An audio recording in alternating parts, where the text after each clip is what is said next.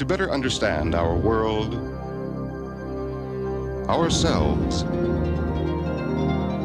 and our future, this program is made possible by the people of Chevron. Chevron, giving thought to television.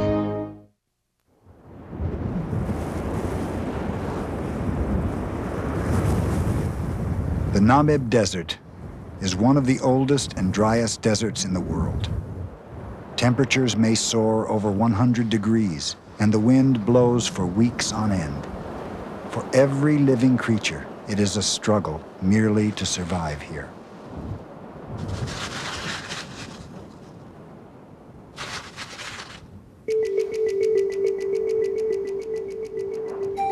Yet life has adapted to this ocean of sand. It takes myriad forms, beautiful, surprising, and strange.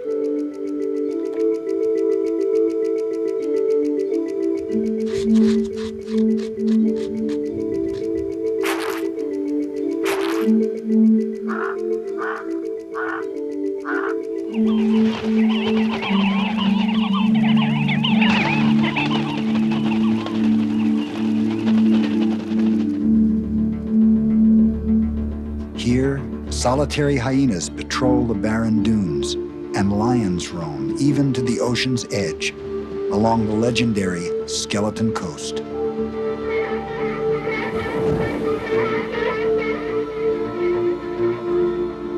Strangest of all, and recorded on rock engravings perhaps thousands of years ago, elephants live here. Until recently, their mere existence in the desert seemed little more than fanciful legend. In 1984, Des and Jen Bartlett came here to photograph the desert wildlife. They had braved almost every natural environment on Earth, but never had they found one so beautiful and so difficult.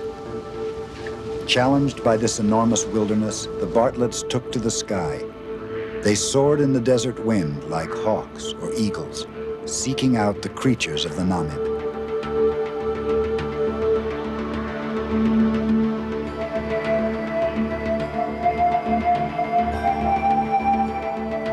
The rare and elusive elephants lured them on, and one day at a remote waterhole, the desert elephants appeared out of nowhere.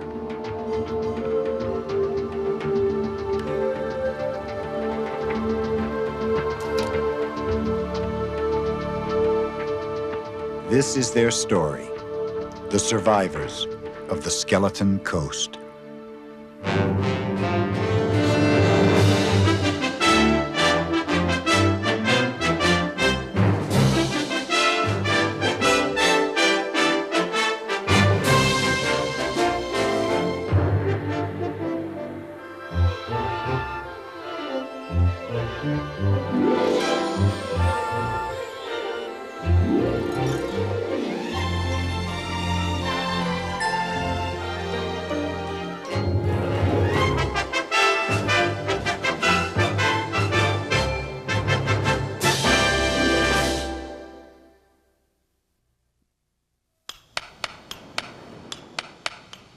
For hundreds of miles, the Skeleton Coast stretches along the southwestern shore of Africa.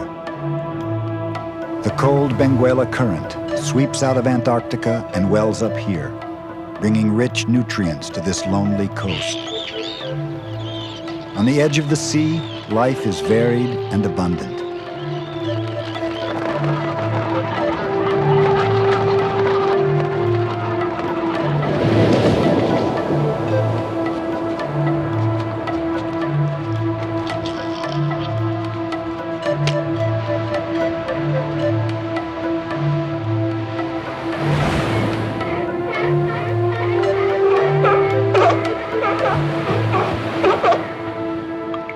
Thick fog, terrible winds, and treacherous currents have driven mariners onto this coast for centuries. This place is a vast graveyard of ships. The beach is littered with the wreckage of dreams. This place is called the Skeleton Coast, in part because of the bones of ships, and in part because of human bones found here and inland, sailors who escaped from the sea only to perish more horribly in the vast desert beyond.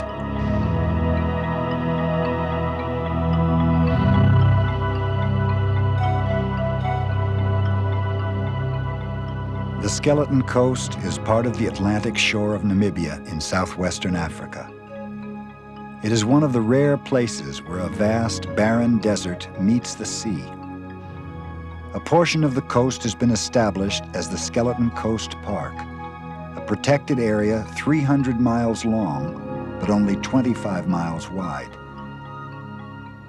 The remorseless wind is constantly moving and reshaping this eerie landscape. The sand itself seems alive.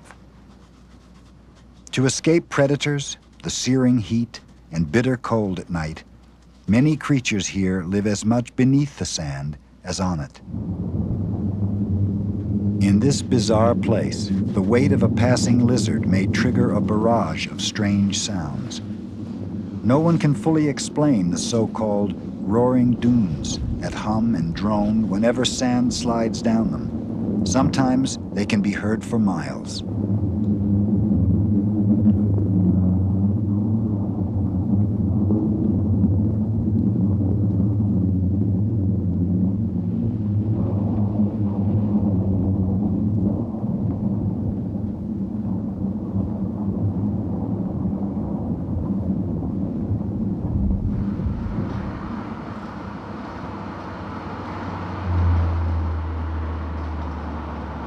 For a few hardy souls, the Skeleton Coast is home.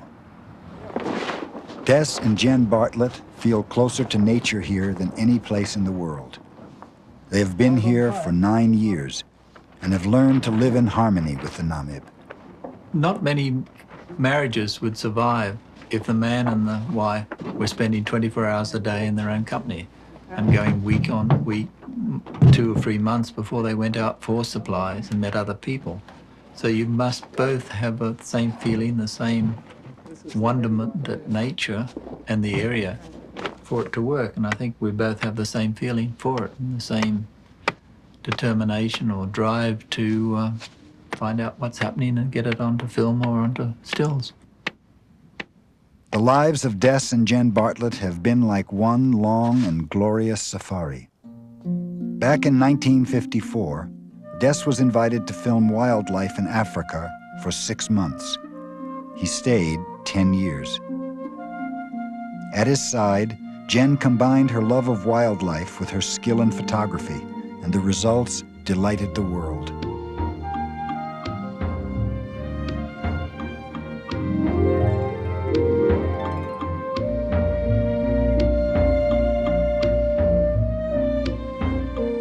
Julie, the Bartlett's daughter, had animals for playmates as they roamed from Africa to the Arctic, from Suriname to Alaska.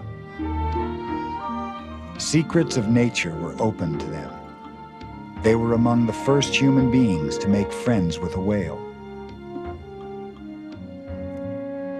In Canada, the Bartletts raised a flock of orphaned snow geese, and the geese were so tame they could be filmed close up in full flight, a highlight of their classic documentary on snow goose migration.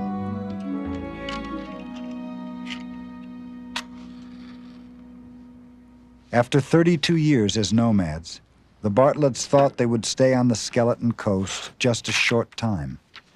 But the wildlife here was more elusive than they ever imagined, and soon they became fascinated by the desert elephants. Along the Skeleton Coast, several dry riverbeds reach from far inland to the sea.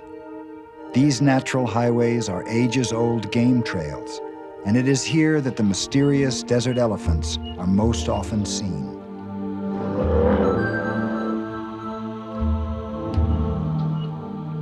Until recent years, little was known about these desert-dwelling giants. How did they survive here? How did they find enough water and food to sustain their huge appetites? It was presumed that the elephants had to occasionally cross the forbidding dunes that separate the riverbeds, a spectacle rarely seen and never captured on film. Scattered sparsely along the edges of the dunes are natural waterholes.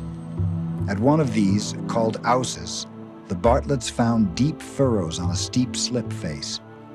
They were unmistakable proof that elephants had recently been here.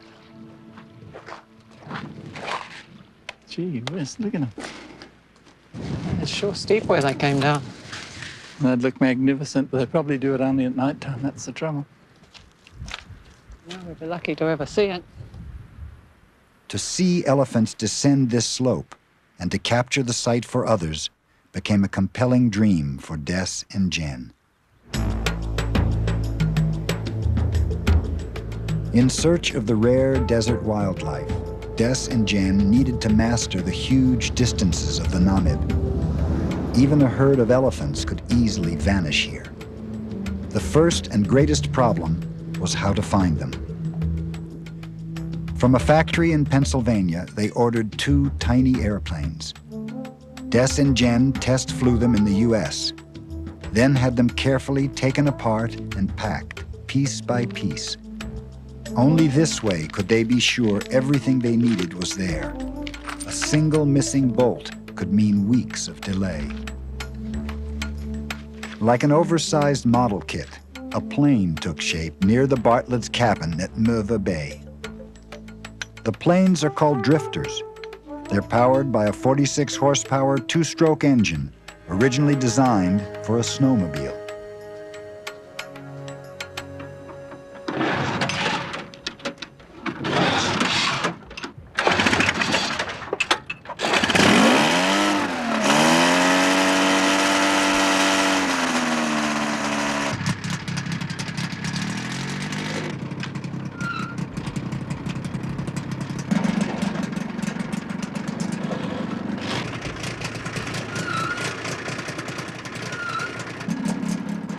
Des and Jen had learned to fly years ago, but when they took wing in the desert, the miracle of flight happened all over again.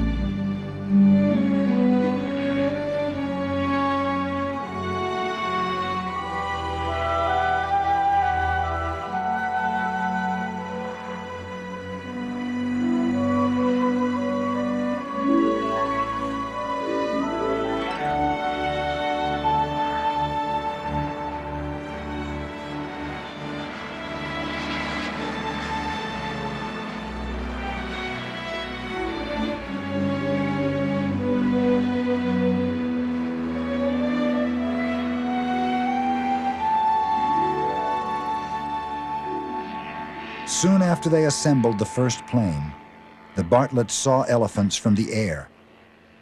The herd was headed straight for the desert waterhole where the Bartletts had seen their tracks.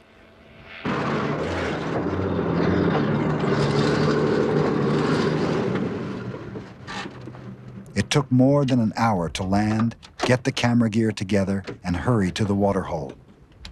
We only had 2 oranges in the water from the drifter, and hoped that they'd still be there when we got there. So we drove past where we would normally stop and walk in, and went over onto the sand dunes and backpacked cameras half a mile to the dunes overlooking the waterhole.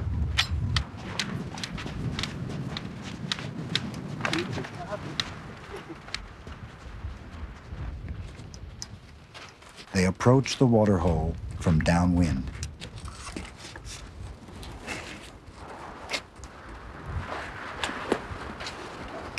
See if they're there. Yeah, they're there. The elephants are arriving. They are just in time. Can I hold?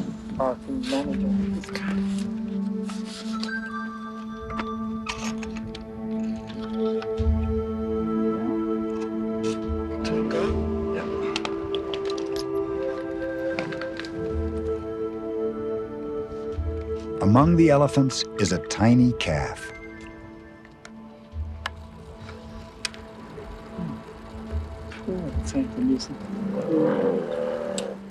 The herd cautiously approaches the water.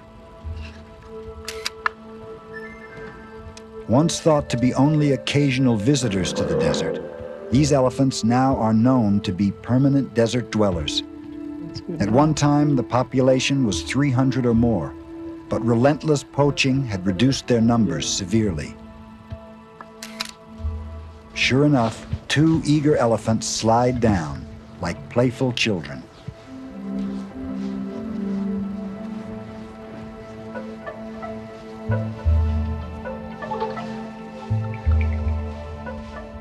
The poachers had made the desert elephants skittish and shy, and the desert environment has forced them to be nomads, always moving on to find fresh food and water. They know exactly where they are going. They sometimes make a beeline from one oasis to the next, traversing 40 or 50 miles of barren desert.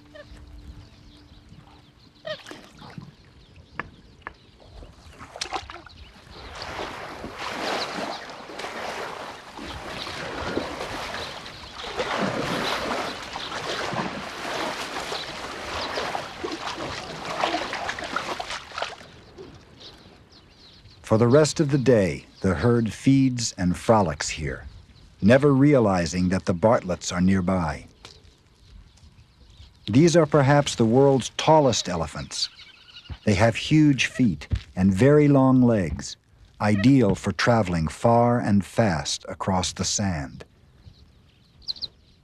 The elephants doze off and sleep, standing up.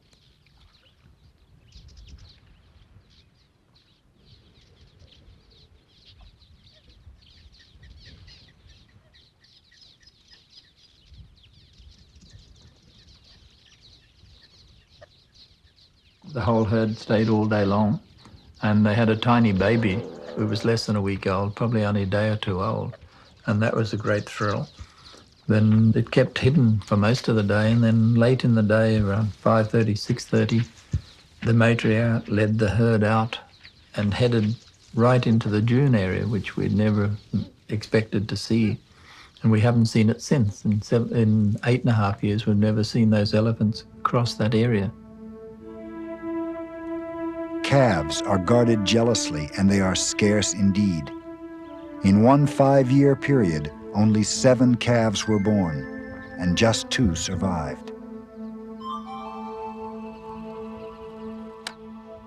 The bulls went up the slip face area, and it was late in the day, therefore their shadows came in backlighting down the dune, down the slip face, and it was a beautiful sight, and it was a highlight of our life in many ways, in that you can't plan these things, you can't set them up, you've just got to take advantage of when it happens and make the most of it. Just little dots in the distance now. Where do you think they're going? I guess it has to be Ganius, but that's another 50, 60 kilometres more. I've got a long walk tonight. Yeah, a little baby with them too. Yeah, probably his first trip like this. Where the elephants were headed was impossible to know. If the Bartletts tried to follow, they would soon lose their way after dark. But rare and fleeting as these encounters were, they made Des and Jen determined to stay on, hoping to see and to learn more.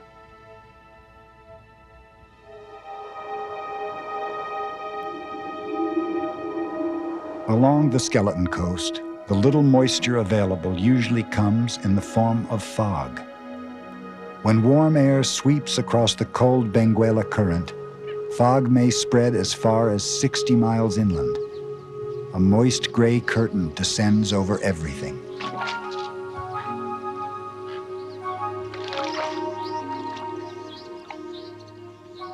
Ever elusive, giraffes now appear like ghosts in the silent dawn.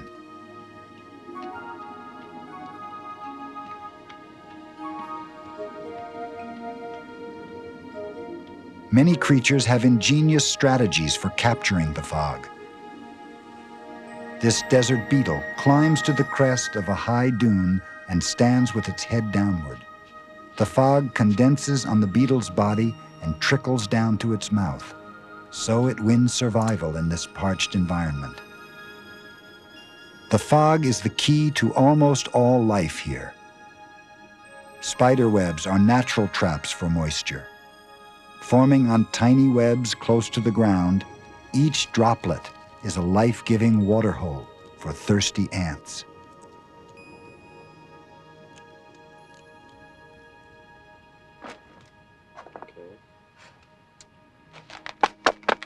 The fog spreads a clammy mist over everything and brings cold, cheerless mornings to Des and Jen's camp on the dunes. Although they have a cabin on the coast, they prefer to camp out in the desert. Almost 300 miles from the nearest town, they are alone for weeks at a time.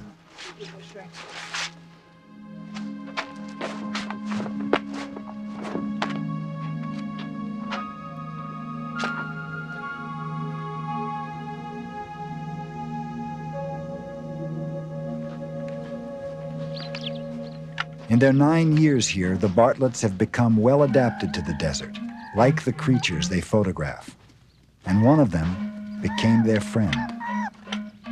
They were given a young suricate, a kind of mongoose. They called him Suri.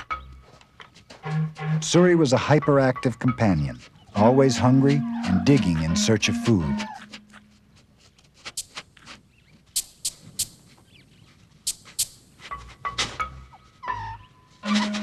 A white lady spider is no match for Suri.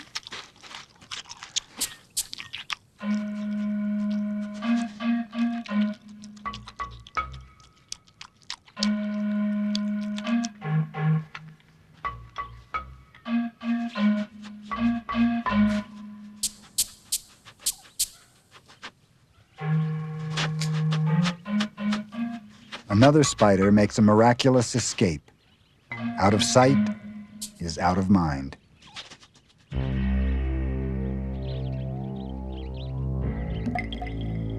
The tracks of a lion, one of a small population, a dozen or so, that inhabited the Skeleton Coast when the Bartletts first came here. They reveal that a large male passed their camp in the night. Once one came within 3 feet of their sleeping bag.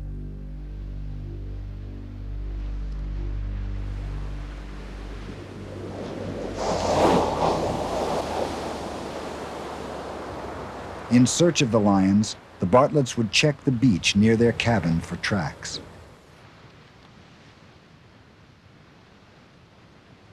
The lions were attracted by carcasses washed up here, seals, seabirds, and even an occasional pilot whale.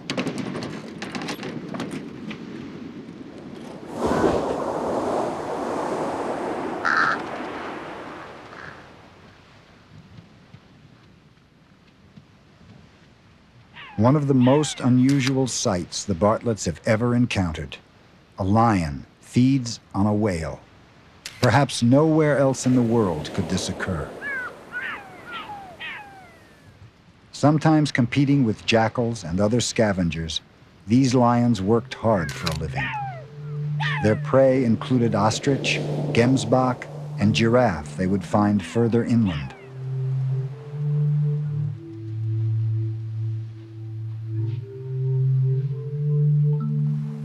These desert lions were besieged, lonely fugitives trying to survive not only the harshness of the desert, but also the increasing encroachments of man.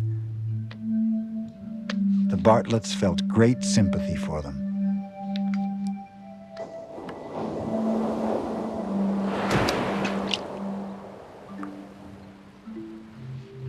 Even the king of beasts has to give way to an incoming tide.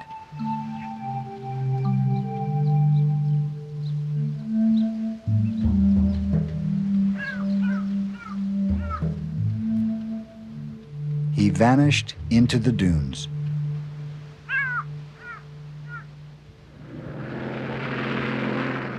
Des and Jen became experts at picking up the trail of the Skeleton Coast lions.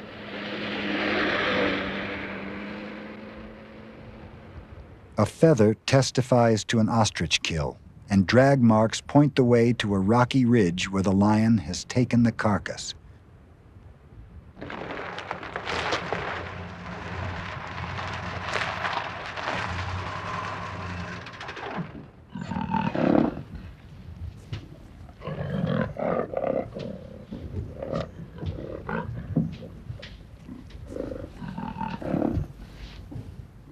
The Bartletts feared for the life of this magnificent male. It would be easy for him to roam too far and leave the protection of the park.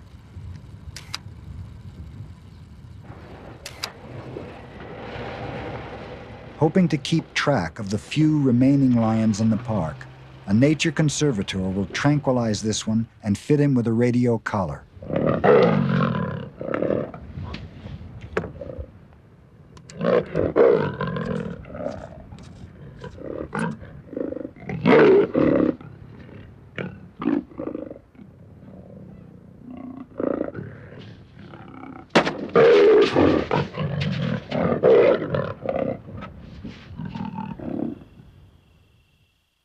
The collar contains a tiny radio transmitter so he can be located and tracked from a distance.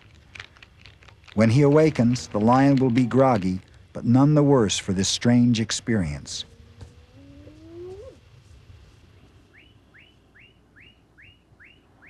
Soon after, the male was joined by a lioness, which also had been collared.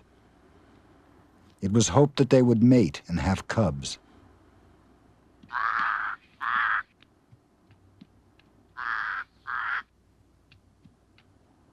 Following their prey, the pair was tracked and seen from time to time, still together and apparently doing well.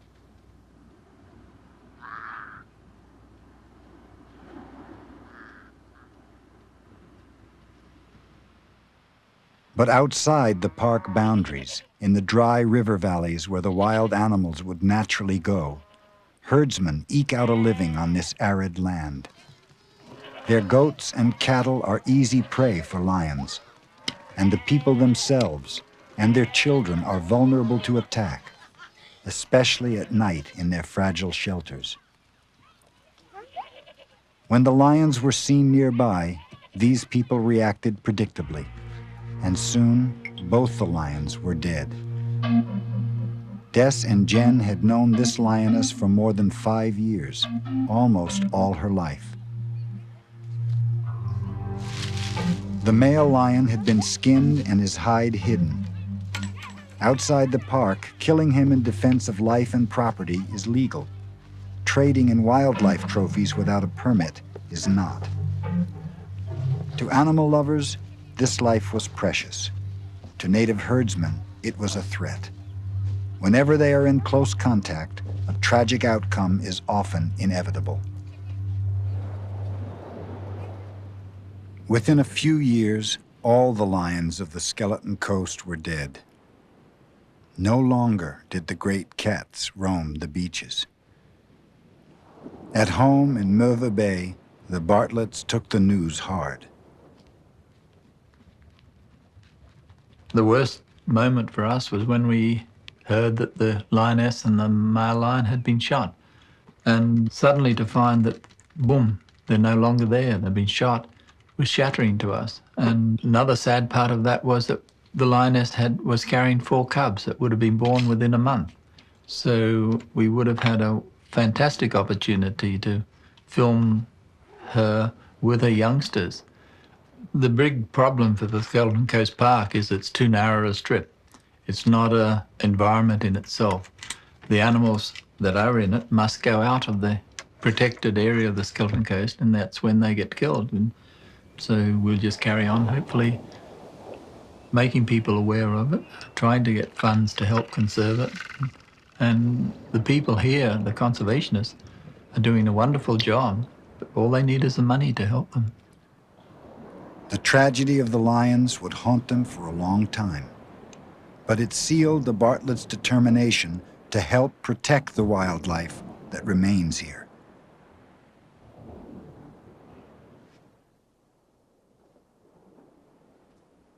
There was always a new adventure.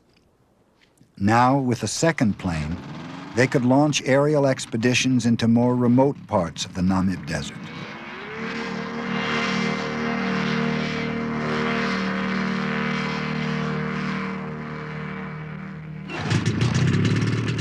Des sometimes pushes the planes to the utmost, taking off with 250 pounds of gear. It takes a while to get off the ground.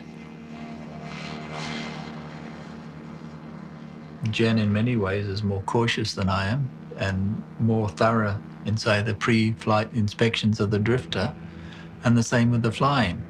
And she's more cautious and I'm more cowboy, as such, as she calls it. But it's a wonderful mix, because if I was as cautious as she was, we wouldn't get as much action and excitement in the flying or in the filming. And yet I might kill myself if I didn't have her as a break to what I might do.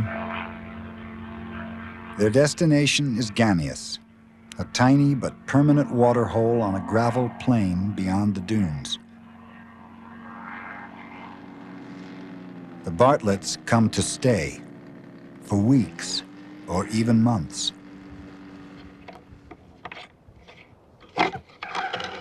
Suri and a friend fly with them.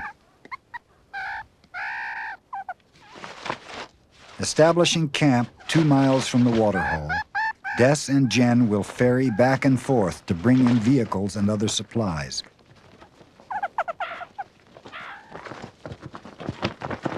Their expedition has all the logistic complexity of an airborne invasion.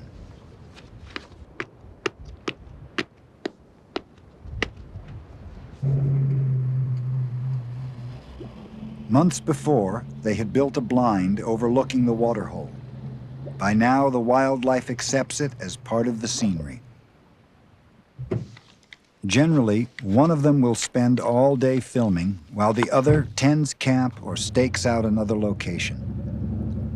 Long days alone with the desert wind are routine for them, and each day in the blind is a new experience. Far from boring, it is a delight for Jen and Des.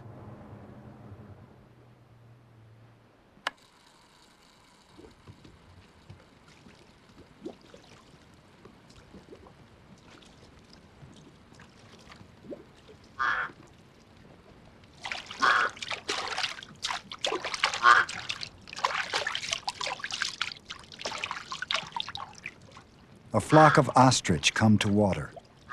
These strange, flightless creatures may stand up to 8 feet tall and weigh 300 pounds or more. Ostriches like these wide-open spaces, where their keen eyes and 40-mile-an-hour running speed can save them from predators.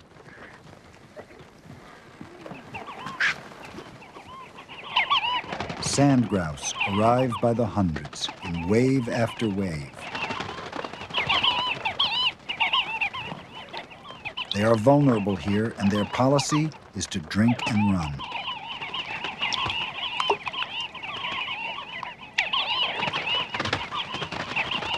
A jackal waits for them.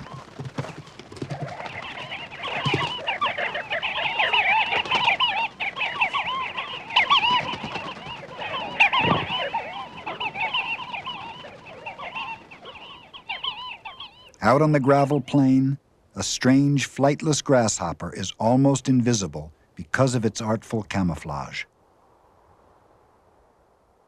When alarmed, the huge insect makes such a loud, rasping noise, other creatures give it a wide berth.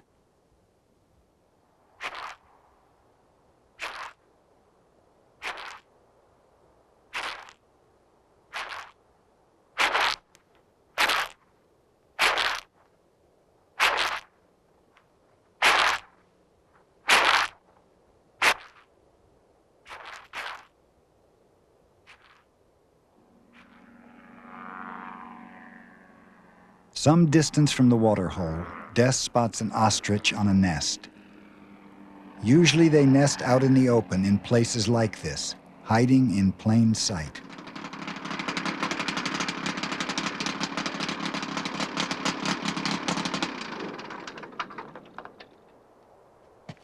Des and Jen land nearby where they have set up a portable hide. Every 2 or 3 days, they will edge the hide closer to the nest. Eventually, it will be only 30 yards from the nest and its defenders. Weeks later, some chicks have hatched.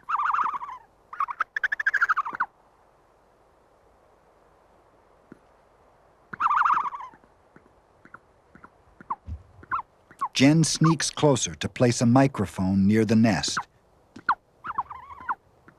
They want to record the sound of the chicks.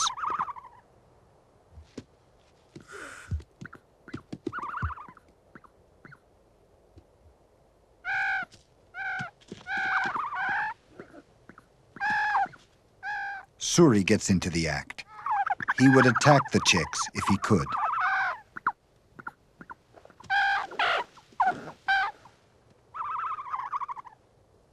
A war of nerves begins. Frustrated, Suri decides to dig.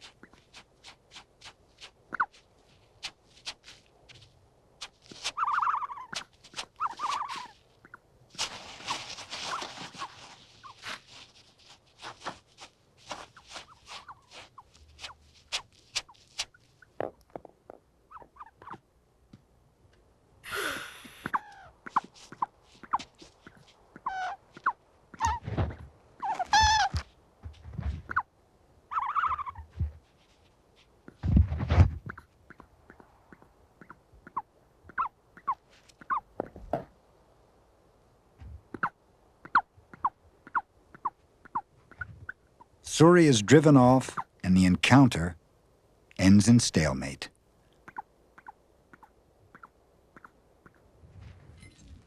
You're ready for... Okay. At the Ganius camp, one of the rare visitors is Des and Jen's daughter, Julie. Could you grab the other one, Julie? She spent her early childhood in the field with her parents. When she was 12, she went away to school, but she hasn't forgotten how to be useful around camp. That's it. Okay, she can go down. That's good. That's a relief. During the night, an elephant has passed near the camp. They've never seen elephants here, and this one is headed north, making a journey Des and Jen are eager to document.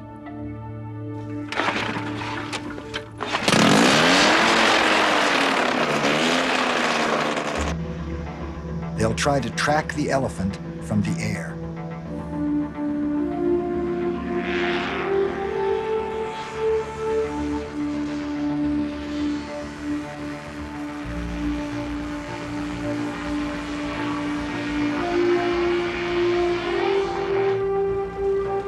Julie follows on the ground with extra equipment and camping gear.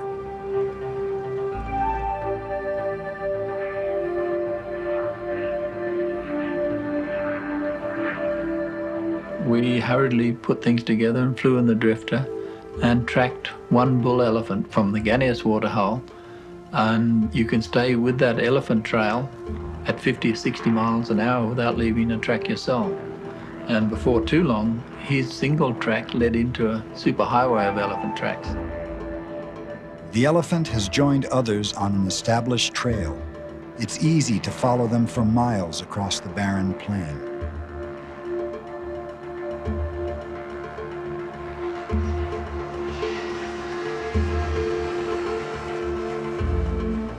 They spot the herd, and now their years of patient aerial surveillance pay off. The elephants are used to the plain and carry on with their journey. For Des and Jen, it's the chance of a lifetime to observe and photograph the elephants where they've never seen them before. Flying ahead, Des and Jen rendezvous with Julie.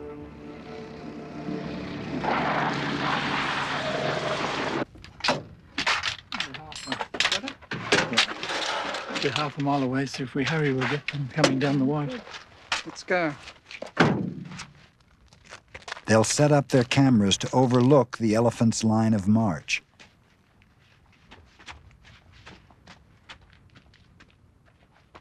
Really? Thanks. Still no sign at the moment. No. Can you see this old track that the elephants have used for hundreds of years? They'll come right past here, just 30 yards from it. That'll be so close. Yeah. If we're lucky.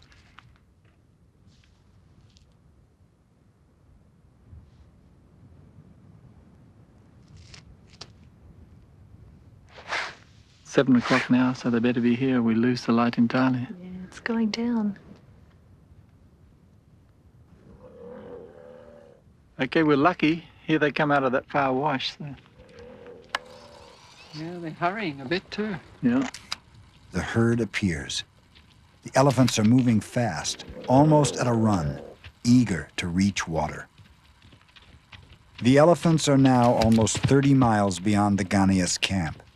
They can only be headed for the Warusib River, about 5 miles away. They may not have been here for a year or more, but they seem to know exactly where they are going. And they were really hurrying because they knew that water was only 5 miles away. And they disappeared down this wash towards the Warusib, the main river. And this wash had been covered by vast sand dunes. Obviously, it hadn't flown for many, many years. And now these sand dunes had moved over to the rocky mountain, you might say, on the right-hand side. And after they passed us, we decided to take a last flight to try and see them in the dunes. And it was very, very late.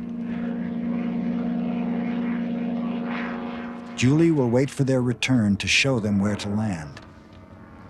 In the failing light, Des and Jen cannot stay in the air very long.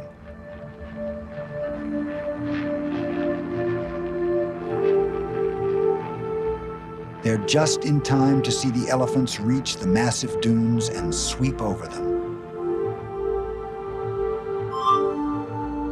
Jen made 6 complete turns, revolutions, and I kept filming non-stop for that period. And the elephants would go up this steep sand embankment and then down, running down the slip face. And sometimes they'd split into 2 groups, thinking a different way was slightly better, but they'd all join up again and go on. And it was just an incredible experience, something no human eyes had ever seen before.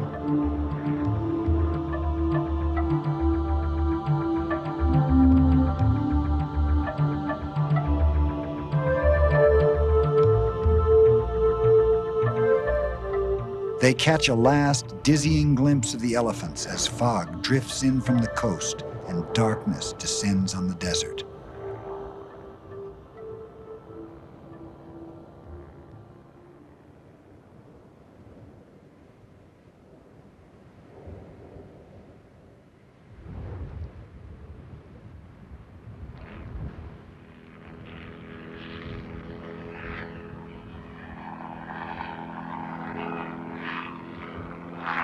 Being so late in the day, we'd arranged for the forward lights to be turned on to give us guidance back to where we stopped. And we landed right at dusk, and it was a fantastic experience. It's almost dark. They slip in and land just in time. Most people use champagne to celebrate with, but we had no champagne, but we didn't need it. The experience was reward enough, and it was great. It's a great moment for all of them. Today's flight has added only a little to our knowledge of the desert elephants. But for the Bartletts, years of patient effort are rewarded with the joy of accomplishment. On them for 6 complete circles, Wow. and they split and they go down the dunes, and they're still as hurrying like they were when they came Really? past here. Wow. And that's it was great. good you turned the lights on when you did. No, it's I didn't getting need so the dark. sunglasses. No. We caught up with them in the wash where the dunes cut across, and they were just going up and over the dunes and single file and then splitting up into up slopes and down slip faces. It's really a sight that no human eyes have ever seen before. Wow. Unbelievable. We'll have to show you tomorrow where they went.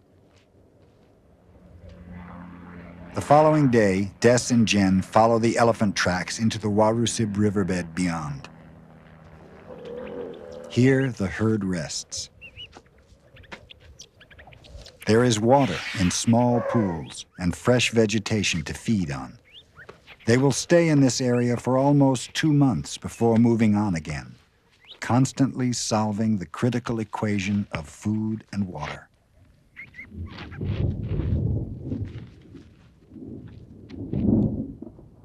Drought is the usual condition in the Namib Desert.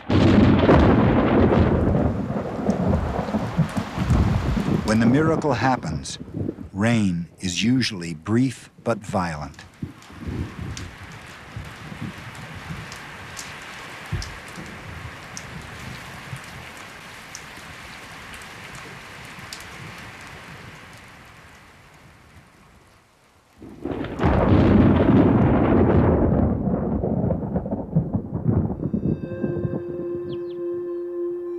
Swiftly the desert blooms.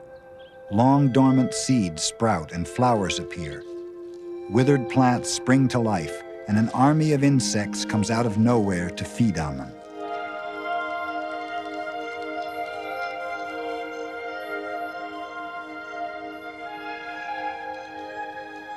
Cones form on a welwitschia plant. These bizarre dwarf trees can live for 2,000 years. Some were growing here when Christ was born.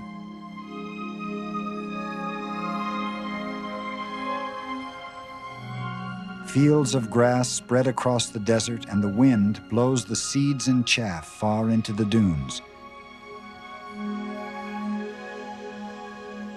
In the lee of each desert dune, this detritus swirls and gathers in a subtle dance, waves on an ocean of sand.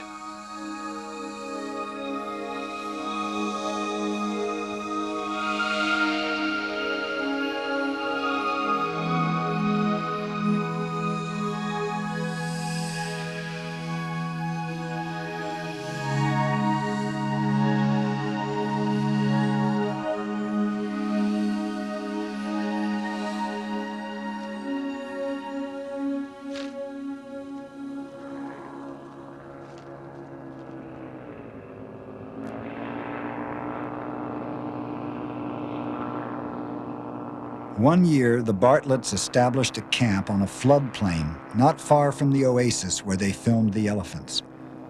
This island of green, with its tiny airstrip, is a hidden paradise on the edge of the dunes. We find it's fascinating in the desert, and the time factor changes. You know, the wet and the dry cycle is 10, 15, 20 years between one wet season and the next. And unless you're prepared to stay a long time, you won't ever gain that experience or know about it.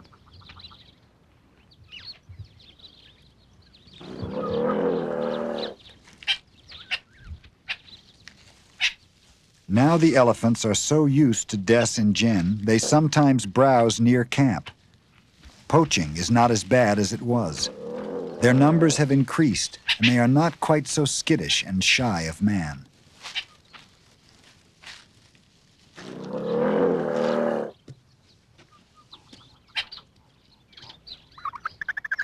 Ostrich chicks raised by Jen are imprinted on her. They consider her their mother and follow her everywhere around the camp. Suri still has to be kept away from them.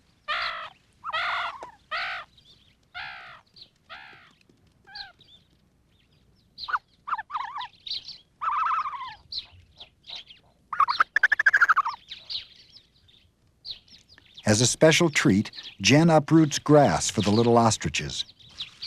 They find succulent worms and grubs clinging to the roots. This green floodplain was created by the Wanib River. Normally dry, it is sometimes fed by torrential rains far inland that race through the desert toward the sea.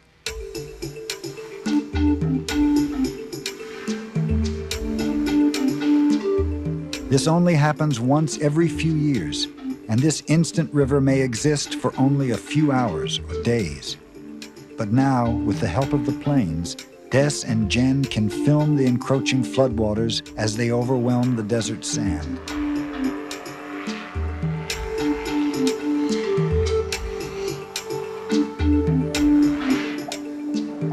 They can fly ahead and catch the instant of immersion.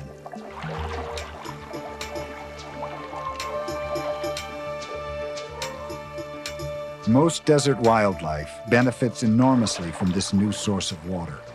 But for some, it's a little too much too soon.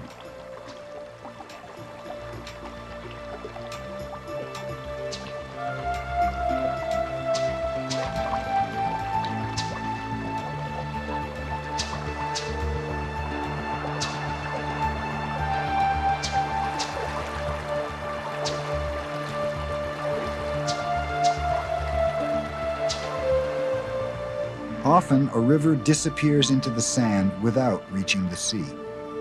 But this time, the flood is powerful enough to break through the final barriers. For miles, the skeleton coast is transformed.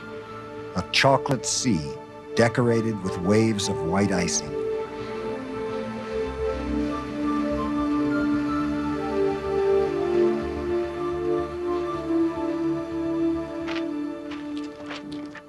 From time to time, Des and Jen are joined in the desert by their daughter, Julie, her husband, Jim Bruton, and their son, Tarl. What have you got, Tal? For Tarl, born in the U.S., his grandfather and grandmother are figures of tremendous allure and fascination. Good to see you. Ah, Good to see you. Hey, Jen. Good to see you again. Very good. you brought the good weather with you. I know, it's Nice. beautiful. It's a great drive. On his mother's lap, Tarl will get his first ride in the plane, to see the desert as his grandparents see it, and meet some of its creatures for the first time.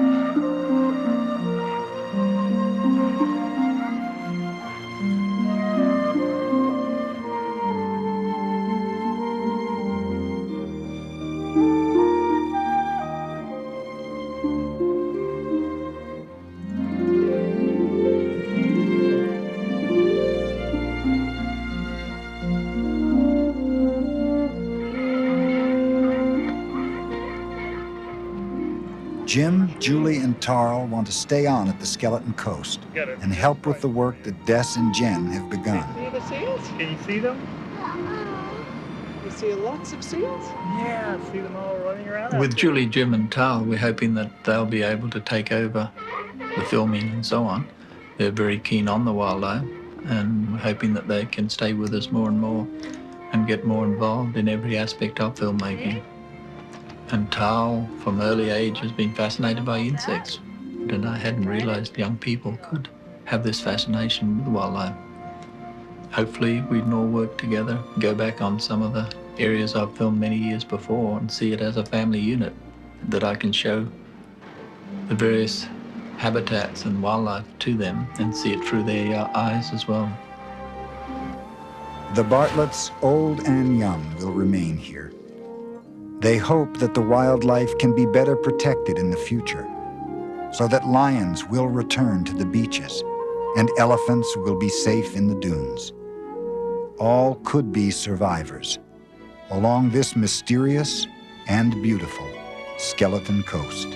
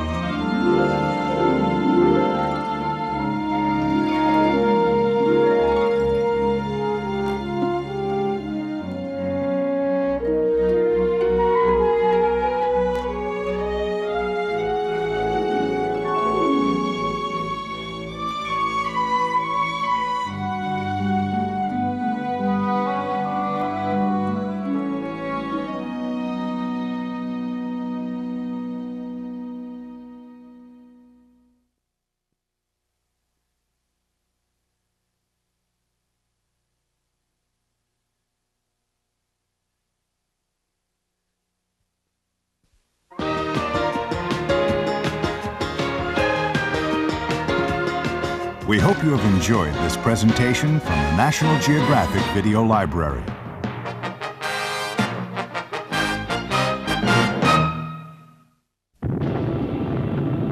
Where there's smoke, there's fire.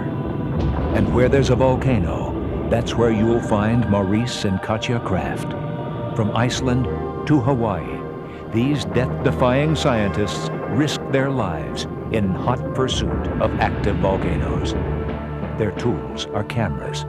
Their mission is to capture nature's most powerful spectacle on film. Join National Geographic on this unforgettable journey to the edge of the volcano.